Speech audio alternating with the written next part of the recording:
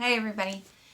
So before I get reading, the reason it's been so long since I posted a chapter is because my kids hit puberty and they decided that they didn't really love listening to me read anymore, which is a tragedy and whatever. And they'll regret it someday. It's fine. Whatever. Don't worry about it.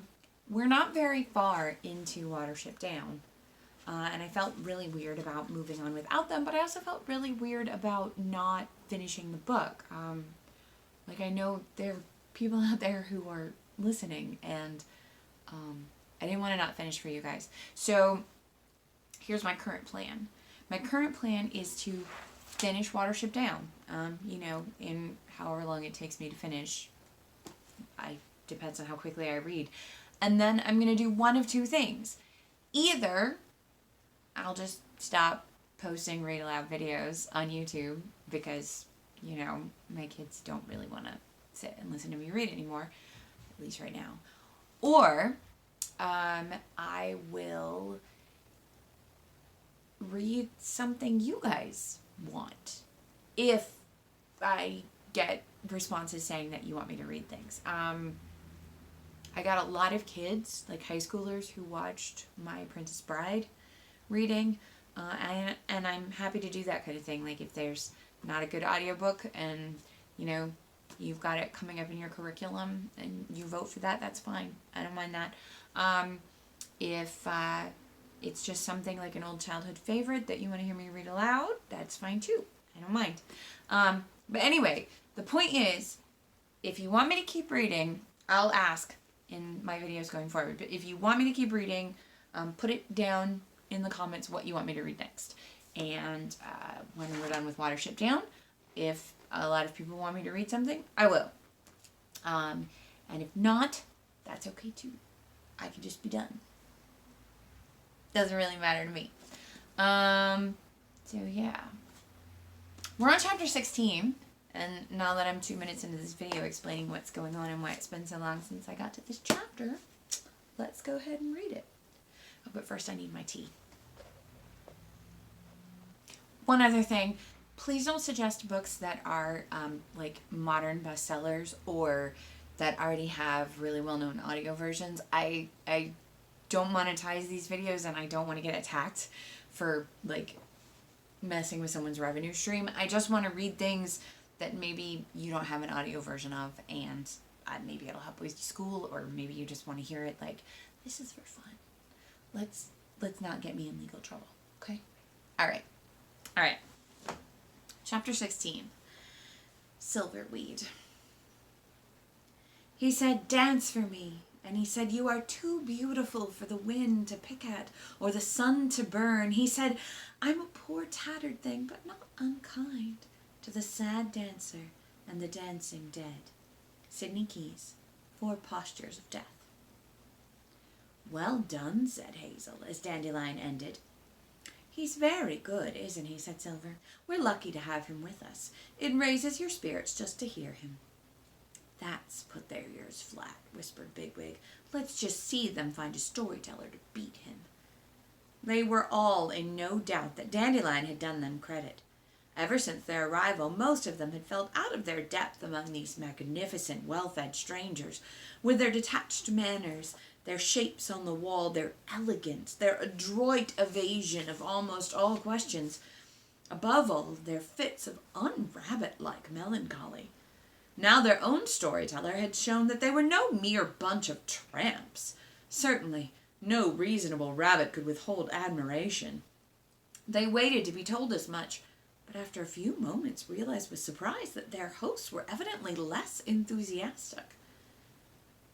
"Very nice," said Cowslip. He seemed to be searching for something more to say, but then repeated, "Yes, very nice. An unusual tale." "But he must know it, surely," muttered Blackberry to Hazel. "I always think these traditional stories retain a lot of charm," said another of the rabbits, "especially when they're told in the real old-fashioned spirit." "Yes," said Strawberry, "conviction. That's what it needs. You really have to believe in El Herrera and Prince Rainbow, don't you? Then all the rest follows." "Don't say anything," Bigwig whispered Hazel, for Bigwig was scuffing his paws indignantly. "You can't force them to like it if they don't. Let's wait and see what they can do themselves." Aloud, he said, "Our stories haven't changed in generations, you know. After all, we haven't changed ourselves. Our lives have been the same as our fathers and their fathers before them. Things are different here, we realize that, and we think your new ideas and ways are very exciting. We're all wondering what kind of things you tell stories about." "Well, we don't tell old stories very much," said Cowslip. "Our stories and poems are mostly about our own lives here. Of course, that shape of laburnum that you saw, that's old-fashioned now. El Herrera doesn't really mean much to us. Not that your friend's story wasn't very charming," he added hastily. "El Herrera is a trickster," said Buckthorn, "and rabbits will always need tricks." "No," said a new voice from the further end of the hall beyond Cowslip. "Rabbits need dignity, and above all, the will to accept their fate. We think Silverweed is one of the best poets we've had for many months," said Cowslip. "His ideas have a great following. Would you like to hear from him now?" "Yes, yes," said voices from all sides. "Silverweed." "Hazel," said Fiver suddenly, "I want to get a clear idea of this Silverweed, but I daren't get closer by myself. Will you come with me?" "Why, Fiver, whatever do you mean? What is there to be afraid of?" "Oh, Frith, help me," said Fiver, trembling. "I can smell him from here. He terrifies me." "Oh, Fiver, don't be absurd. He just smells the same as the rest of them." "He smells like barley rained down and left to rot in the fields. He smells like a wounded mole that can't get underground. He smells like a big fat rabbit to me, with a lot of carrots inside. But I'll come with you." When they had edged their way through the crowd of the far end of the burrow, Hazel was surprised to realize that Silverweed was a mere youngster. In the Sandalford Warren, no rabbit his age would have been asked to tell a story, except perhaps to a few friends alone. He had a wild, desperate air, and his ears twitched continually. As he began to speak, he seemed to grow less and less aware of his audience, and continually turned his head, as though listening to some sound, audible only to himself, from the entrance tunnel behind him. But there was an arresting fascination to his voice, like the movement of wind and light on a meadow, and as its rhythm entered into his hearers, the whole burrow became silent. "The wind is blowing, blowing over the grass. It shakes the willow catkins, the leaves shine silver. Where are you going, wind? Far, far away, over the hills, over the edge of the world. Take me with you, wind, high over the sky. I will go with you. I will be rabbit of the wind, into the sky, the feathery sky, and the rabbit. The stream is running over the gravel, through the brook lime, the kingcups, the blue and gold of spring. Where are you going, stream? Far, far away, beyond the heather, sliding away all night. Take me with you, stream, away in the starlight. I will go with you. I will be rabbit of the stream, down through the water, the green water, and in autumn, the leaves come blowing yellow and brown. They rustle in the ditches. They tug and hang on the hedge. Where are you going, leaves? Far, far away into the earth we go with the rain and the berries. Take me, leaves. Oh, take me on your dark journey. I will go with you. I will be rabbit of the leaves in the deep places of the earth and Frith lies in the evening sky. The clouds are red about him. I am here, Lord Frith. I am running through the long grass. Take me with you, dropping behind the woods, far away to the heart of light, the silence. For I am ready to give you my breath, my life, the shining circle of the sun. the sun, and the rabbit. Five, as he had listened, had shown a mixture of intense absorption and incredulous horror. At one and the same time he seemed to accept every word, and yet to be stricken with fear. Once he drew in his breath, as though startled to recognize his own half-known thoughts, and when the poem was ended he seemed to be struggling to come to himself. He bared his teeth and licked his lips, as Blackberry had done before the dead hedgehog on the road. A rabbit in fear of an enemy will sometimes crouch stock still, either fascinated or else trusting to its natural inconspicuousness to remain unnoticed. But then, unless the fascination is too powerful, there comes the point when keeping still is discarded, and the rabbit, as though breaking a spell, turns in an instant to its other resource, flight. So it seemed to be with Fiver now. Suddenly he leapt up and began to push his way violently across the great burrow. Several rabbits were jostled and turned angrily on him, but he took no notice. Then he came to a place where he could not push between two heavy Warren bucks. He became hysterical, kicking and scuffling, and Hazel, who was behind him, had difficulty in preventing a fight.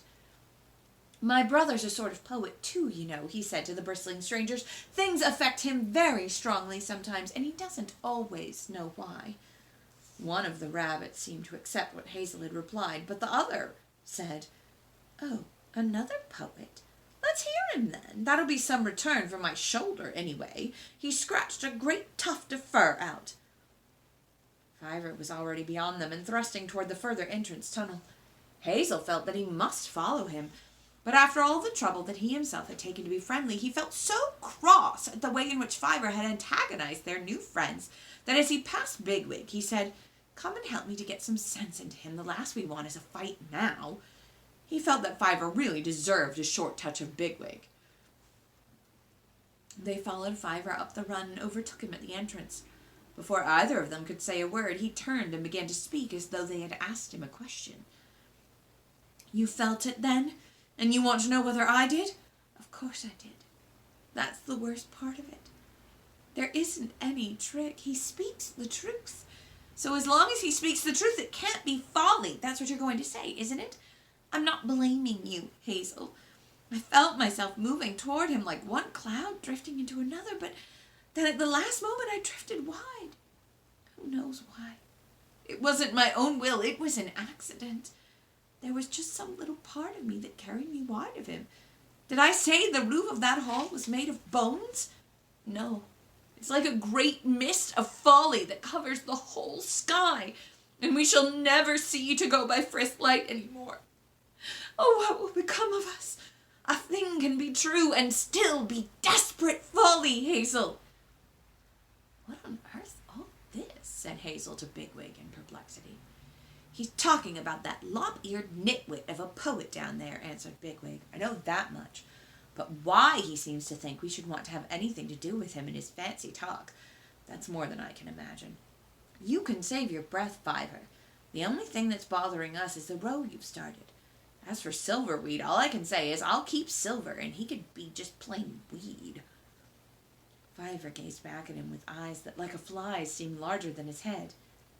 "You think that," he said. "You believe that. But each of you, in his own way, is thick in the mist. Where is the—" Hazel interrupted him, and as he did so, Fiver startled.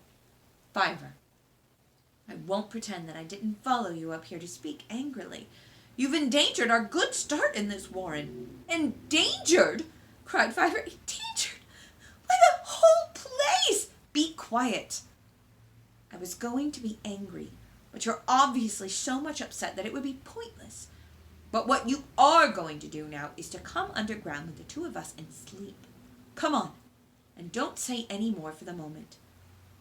One respect in which rabbits' lives are less complicated than those of humans is that they are not ashamed to use force. Having no alternative, Fiver accompanied Hazel and Bigwig to the burrow where Hazel had spent the previous night. There was no one there, and they lay down and slept. 17. Poof. The shining wire. When the green field comes off like a lid, revealing what was much better hid, unpleasant. And look, behind, without a sound, the woods have come up and are standing round in deadly crescent. And the bolt is sliding into its groove. Outside the window is the black remover's van. And now, with sudden, swift emergence, come the women in dark glasses, the humpbacked surgeons, and the scissor man. W.H. Auden, The Witnesses. It was cold. It was cold, and the roof was made of bones. The roof was made out of the interlaced sprays of the yew trees, stiff twigs twisted in and out, over and under, hard as ice and set with dull red berries. Come on, Hazel, said Cowslip. We're going to carry the yew berries home in our mouths and eat them in the great burrow. Your friends must learn to do that if they want to go our way. No, no, cried Fiver. Hazel, no! But then came Bigwig, twisting in and out of the branches, his mouth full of berries. Look, said Bigwig, I can do it. I'm running another way. Ask me where, Hazel. Ask me where. Ask me where. Then they were running another way. Running, not to the warren, but over the fields in the cold, and Bigwig dropped the berries. Blood-red drops.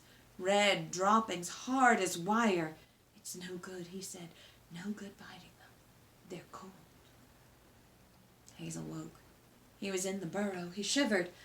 Why was there no warmth of rabbit bodies lying close together? Where was Fiver? He sat up.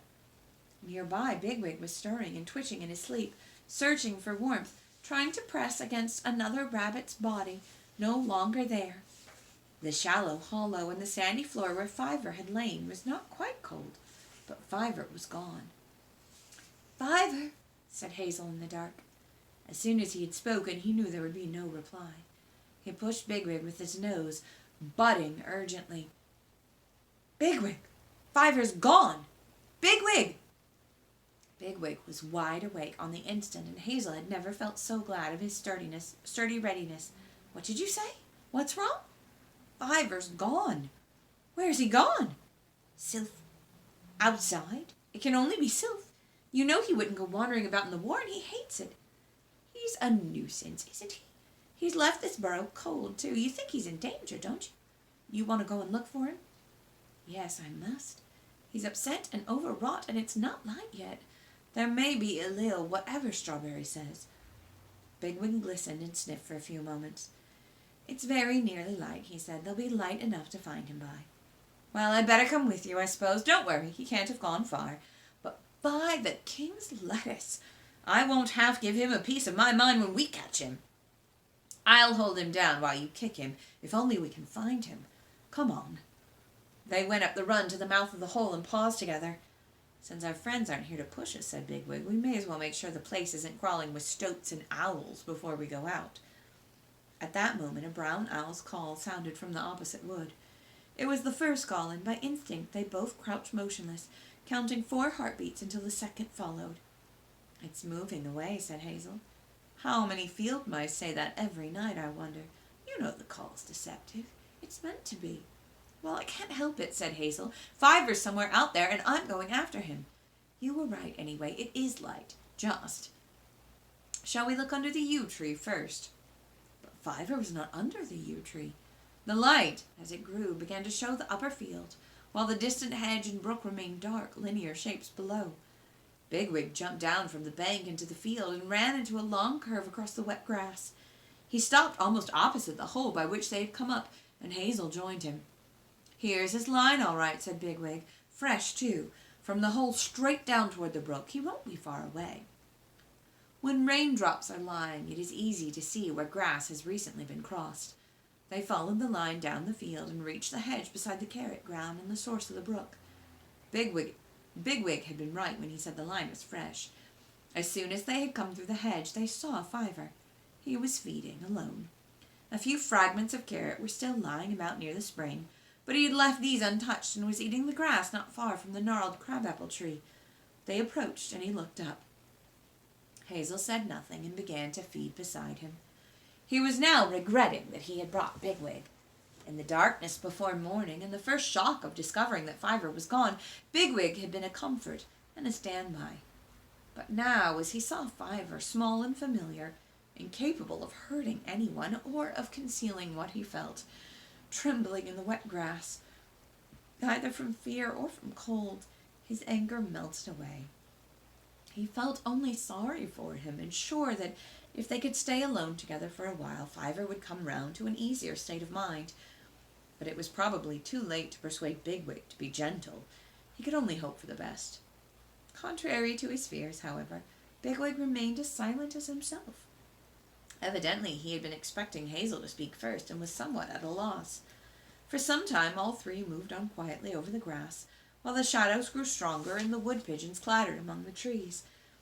Hazel was beginning to feel that all would be well and that Bigwig had more sense than he had given him credit for, when Fiver sat up on his hind legs, cleaned his face with his paws, and then, for the first time, looked directly at him. "I'm going now," he said. "I feel very sad. I'd like to wish you well, Hazel, but there's no good to wish you in this place. So just goodbye." "But where are you going, Fiver?" "Away. To the hills, if I can get there." "By yourself alone? You can't. You'd die." "You wouldn't have a hope, old chap," said Bigwig. "Something would get you before Nifrith."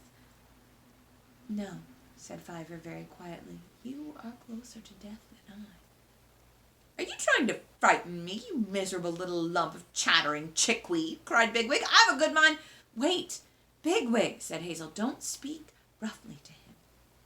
"Why, you said yourself—" began Bigwig. "I know. But I feel differently now. I'm sorry, Bigwig. I was going to ask you to help me to make him come back to the warren, but now, well, I've always found that there was something in what Fiver had to say.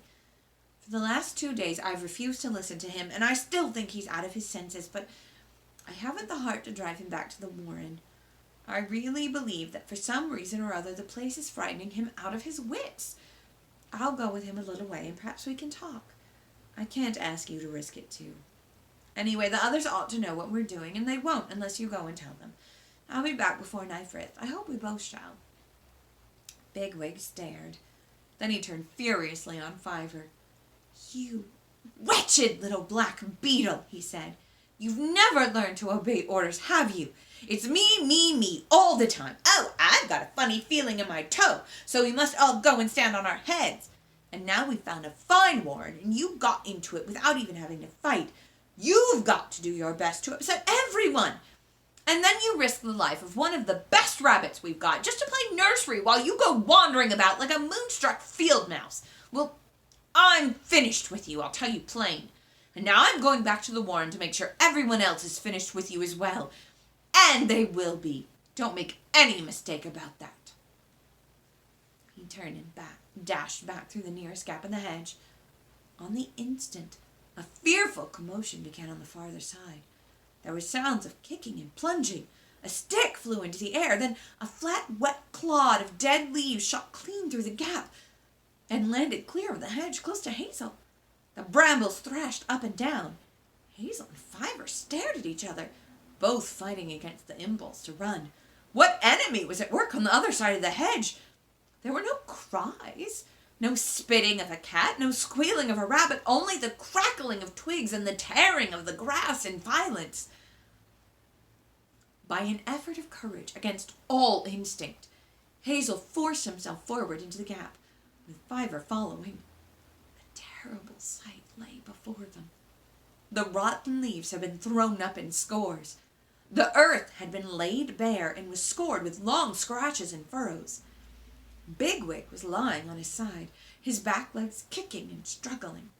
A length of twisted copper wire, gleaming dully in the first sunlight, was looped round his neck and ran taut across one forepaw to the head of a stout peg driven into the ground. The running knot had pulled tight and was buried in the fur behind his ear. The projecting point of one strand had lacerated his neck, and drops of blood, dark and red as yew-berries, welled one by one down his shoulder.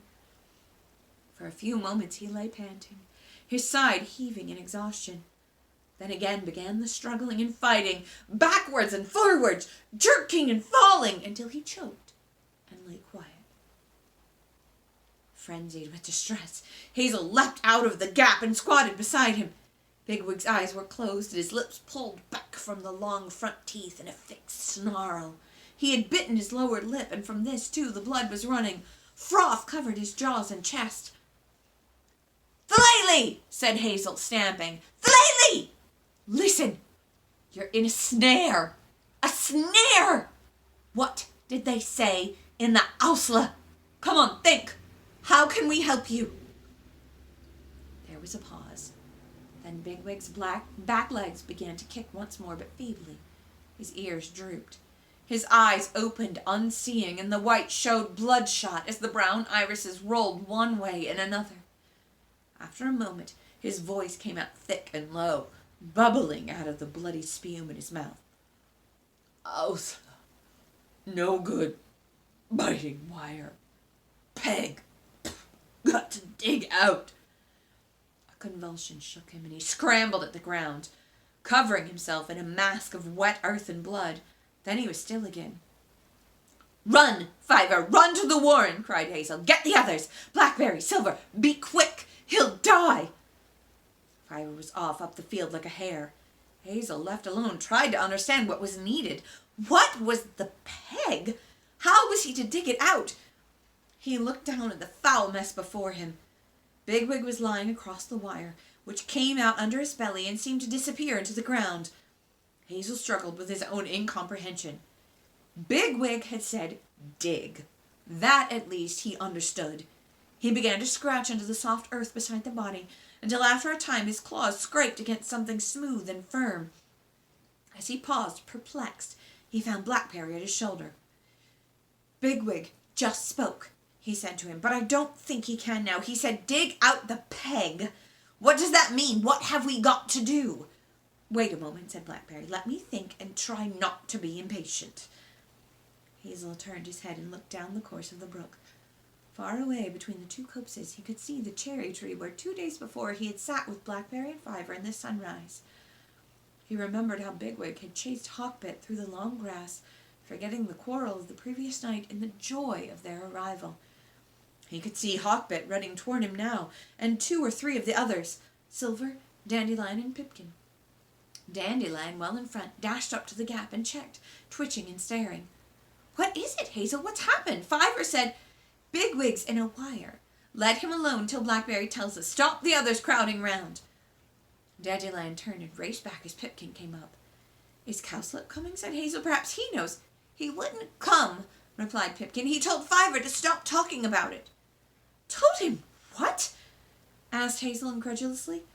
But at that moment Blackberry spoke, and Hazel was beside him in a flash. "This is it," said Blackberry. "The wire's on a peg, and the peg's in the ground. There, look, we've got to dig it out. Come on, dig beside it." Hazel dug once more, his forepaws throwing up the soft wet soil and slipping against the hard sides of the peg. Dimly he was aware of the others waiting nearby. After a time he was forced to stop, panting. Silver took his place and was followed by Buckthorn. The nasty, smooth, clean, man-smelling peg was laid bare to the length of a rabbit's ear, but still it did not come loose. Bigwig had not moved. He lay across the wire, torn and bloody, with closed eyes. Buckthorn drew his head and paws out of the hole and rubbed the mud off his face. "The peg's narrower down there," he said. "It tapers. I think it could be bitten through, but I can't get my teeth to it." "Send Pipkin in," said Blackberry. "He's smaller." Pipkin plunged into the hole. They could hear the wood splintering under his teeth, a sound like a mouse in a shed wainscot at night. He came out with his nose bleeding. "The splinters prick you and it's hard to breathe, but the peg's nearly through." "Fiver, go in," said Hazel. Fiver was not long in the hole. He, too, came out bleeding. "It's broken in two. It's free." Blackberry pressed his nose against Bigwig's head. As he nuzzled him gently, the head rolled sideways and back again. "Bigwig," said Blackberry in one ear, "the peg's out." There was no response. Bigwig lay still as before. A great fly settled on one of his ears. Blackberry thrust it at it angrily, and it flew up, buzzing into the sunshine. "I think he's gone," said Blackberry. "I can't feel his breathing." Hazel crouched down by Blackberry and laid his nostrils close to Bigwig's. but a light breeze was blowing, and he could not tell whether there was breath or not. The legs were loose, the belly flaccid and limp. He tried to think of what little he had heard of snares. A strong rabbit could break his neck in a snare, or had the point of the sharp wire pierced the windpipe. "Bigwig," he whispered, "we've got you out. You're free." Bigwig did not stir. Suddenly it came to Hazel that if Bigwig was dead, and what else could hold him silent in the mud, then he himself must get the others away before the dreadful loss could drain their courage and break their spirit, as it would if they stayed by the body. Besides, the man would come soon. Perhaps he was already coming with his gun to take poor Bigwig away. They must go, and he must do his best to see that all of them, even he himself, put what had happened out of mind forever. "My heart has joined the 1,000, for my friend stopped running today," he said to Blackberry, quoting a rabbit proverb. "If only it were not Bigwig," said Blackberry. "What shall we do without him?" "The others are waiting," said Hazel. "We have to stay alive. There has to be something for them to think about. Help me, or it will be more than I can do." He turned away from the body and looked for Fiver, among the rabbits behind him. But Fiver was nowhere to be seen, and Hazel was afraid to ask for him, in case to do so should seem like weakness and a need for comfort. "Pipkin," he snapped, "why don't you clean up your face and stop the bleeding? The smell of blood attracts Allele. You know that, don't you?" "Yes, Hazel, I'm sorry." "Well, Bigwig—" "And another thing," said Hazel desperately. "What was it you were telling me about Cowslip? Did you say he told Fiver to be quiet?" "Yes, Hazel. Fiver came into the warren and told us about the snare, and that poor Bigwig—" "Yes, all right. And then Cowslip?" "Cowslip and Strawberry and the others pretended not to hear. It was ridiculous, because Fiver was calling out to everybody. And then as we were running out, Silver said to Cowslip, 'Surely you're coming.' And then Cowslip simply turned his back. So then Fiver went up and spoke to him very quietly, but I heard what Cowslip answered. He said, 'Hills or Italy, it's all one to me where you go. You hold your tongue.' And then he struck at Fiver and scratched his ear." "I'll kill him," gasped a low, choking voice behind them. They all leapt round. Bigwig had raised his head and was supporting himself on his forepaws alone. His body was twisted, and his hind parts and back legs still lay along the ground. His eyes were open, but his face was such a fearful mask of blood, foam, vomit, and earth that he looked more like some demon creature than a rabbit. The immediate sight of him, which should have filled them with relief and joy, brought only terror. They cringed away, and none said a word. "Oh, kill him!" repeated Bigwig, spluttering through his fouled whiskers and clotted fur. "Help me, rot you! Can't anyone get the stinking wire off me?" He struggled, dragging his hind legs. Then he fell again and crawled forward, trailing the wire through the grass with the broken peg snickering behind. "Let him alone!" cried Hazel, for now they were all pressing forward to help him. "Do you want to kill him? Let him rest! Let him breathe!" "No, not rest," panted Bigwig. "I'm all right." As he spoke, he fell again and immediately struggled up on his forepaws as before. "It's my back legs. Won't move. That Cowslip. I'll kill him."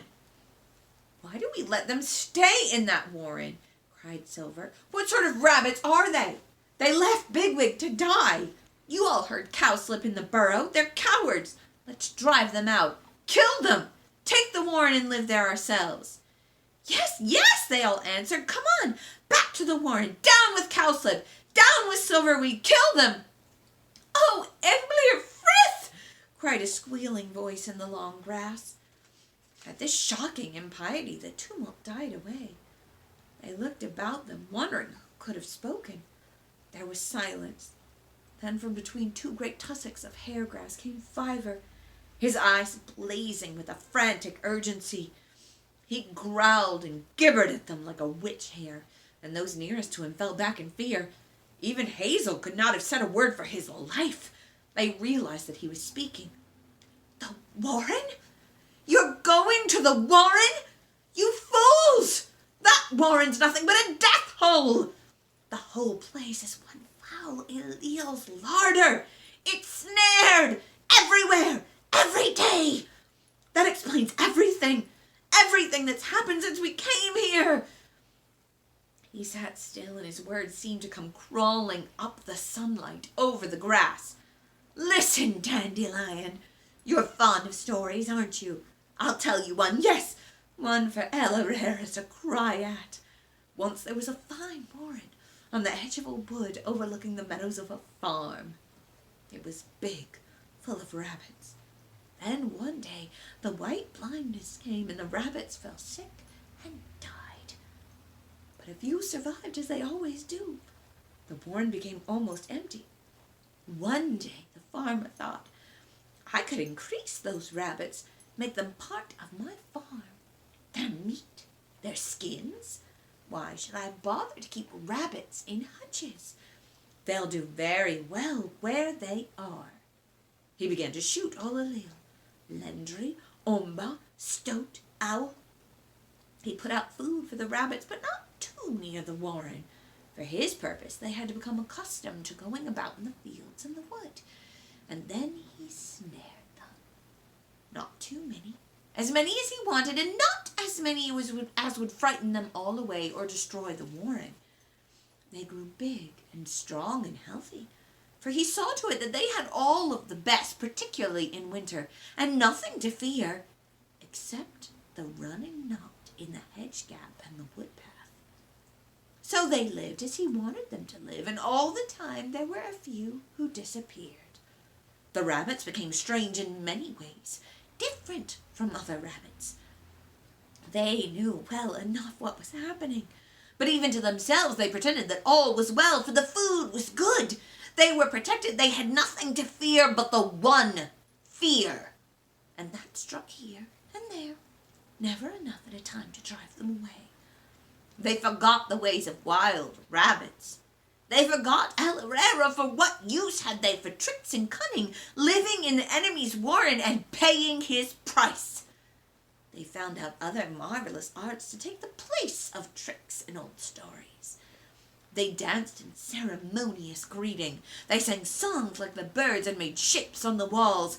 And though these could help them not at all, yet they passed the time and enabled them to tell themselves that they were splendid fellows, the very flower of rabbitry, cleverer than magpies. They had no chief rabbit. No, how could they? For a chief rabbit must be Ella Rara to his warren and keep them from death. And here there was no death but one. And what chief rabbit could have answered to that? Instead, Frith sent them strange singers, beautiful and sick like oak apples, like robin's pincushions on the wild rose. And since they could not bear the truth, these singers, who might in some other place have been wise, were squeezed under the terrible weight of the warren's secret until they gulped out fine folly about dignity and acquiescence, and anything else that could make believe that the rabbit loved the shining wire. But one strict rule they had, oh yes, the strictest. No one must ever ask where another rabbit was, and anyone who asked where, except in a song or a poem, must be silenced. To say where was bad enough, but to speak openly of the wires, that was intolerable. From that they would scratch and kill. He stopped. No one moved. Then, in the silence, Bigwig lurched to his feet, swayed a moment, tottered a few steps toward Fiver, and fell again. Fiver paid him no heed, but looked from one to another among the rabbits. Then he began speaking again. And then we came, over the heather in the night, wild rabbits making scrapes across the valley. The Warren rabbits didn't show themselves at once. They needed to think what was best to be done, but they hit on it quite soon. To bring us into the warren and tell us nothing. Don't you see? The farmer only sets so many snares at a time. And if one rabbit dies, the others will live that much longer. You suggested that Hazel should tell them our adventures, Blackberry, but it didn't go down well, did it? Who wants to hear about brave deeds when he's ashamed of his own? And who likes an open, honest tale from someone he's deceiving? Do you want me to go on? I tell you, every single thing that's happened fits like a bee in a foxglove. And kill them, you say? And help ourselves to the great burrow? We shall help ourselves to a roof of bones hung with shining wires. Help ourselves to misery and death. Ivor sank down into the grass. Bigwig, still trailing his horrible smooth peg, staggered up to him and touched his nose with his own. I'm still alive, Ivor, he said. So are all of us. You've bitten through a bigger peg than this one I'm dragging. Tell us what to do. Do, replied Ivor. Why, go now. I told Cowslip we were going before I left the burrow. Where? Said Bigwig. But it was Hazel who answered. To the hills, he said. South of them, the ground rose gently away from the brook. Along the crest was the line of a cart track, and beyond a copse. Hazel turned toward it, and the rest began to follow him up the slope in ones and twos. What about the wire, Bigwig? Said Silver. The peg will catch and tighten it again. No, it's loose now, said Bigwig. I could shake it off if I hadn't hurt my neck. Try, said Silver. You won't get far otherwise. Hazel, said Speedwell suddenly, there's a rabbit coming down from the warren. Look. Only one, said Bigwig. What a pity. You take him, Silver. I won't deprive you. Make a good job of it while you're at it. They stopped and waited, dotted here and there about the slope. The rabbit who was coming was running in a curious, headlong manner. Once he ran straight into a thick-stemmed thistle, knocking himself sideways and rolling over and over. But he got up and came blundering on toward them. Is it the white blindness? Said Buckthorn. He is not looking where he's going. Frith forbid, said Blackberry. Shall we run away? No. He couldn't run like that with the white blindness, said Hazel. Whatever ails him, it isn't that. It's Strawberry, cried Dandelion. Strawberry came through the hedge by the crabapple tree, looked about him, and made his way to Hazel. All his urbane self-possession had vanished. He was staring and trembling, and his great size seemed only to add to his air of stricken misery. He cringed before them in the grass as Hazel waited, stern and motionless, with Silver at his side. Hazel, said Silver, are you going away? Hazel made no answer, but Silver said sharply, What's that to you? Take me with you. There was no reply, and he repeated, Take me with you. We don't care for creatures who deceive us, said Silver. Better go back to Nildrahane. No doubt she's less particular. Silver gave a kind of choking squeal, as though he had been wounded. He looked from Silver to Hazel and then to Ivor. At last, in a pitiful whisper, he said, The wires. Silver was about to answer, but Hazel spoke first. You can come with us, he said. Don't say anything more. Poor fellow. A few minutes later, the rabbits had crossed the cart track and vanished into the copse beyond. A magpie, seeing some light-colored object conspicuous on the empty slope, flew closer to look, but all that lay there was a splintered peg and a twisted leg